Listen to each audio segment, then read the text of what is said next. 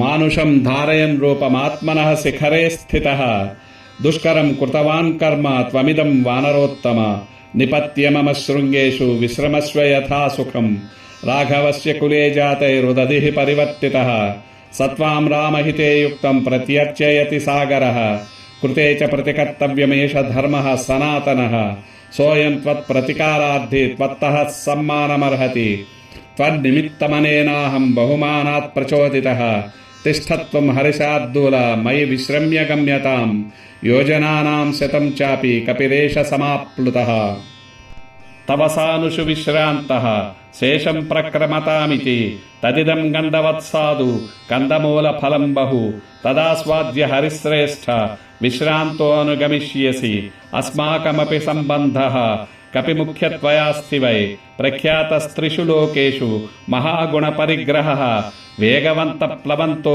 ఏ ప్లవగా మారుతాత్మజ తేషాం ముఖ్యతమం మన్యే త్వామహం కపికుంజర అతిథిః కిల పూజార్హః ప్రాకృతోపి విజానత ధర్మం జిజ్ఞాసమానేన కిం పునస్త్వాదృశో మహాన్ త్వం హి దేవ వరిష్ఠస్య మారుతస్య మహాత్మనః. మైనాకుడు స్వామి హనుమతో, ఓ వానరోత్తమ, నీవు ఎవరూ చేయలేని పనికి పూనుకున్నావు. రామచంద్రుని పూర్వీకులు సాగరాన్ని వృద్ధిపరిచారు.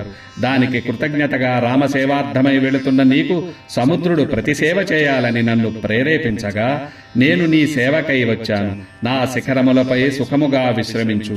నీకు తోడ్పాటు చేయుట ద్వారా రఘువంశజుల పనికి సహాయము చేద్దామని అనుకున్న సాగరుని గౌరవించు.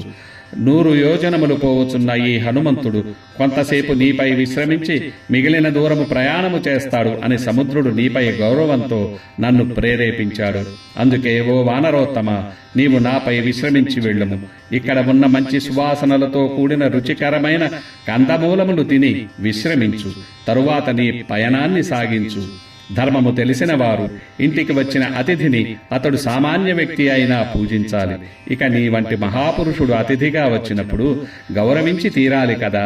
నీవు దేవతలలో మహాత్ముడు, గొప్పవాడైన వాయుదేవుని తనయుడవు.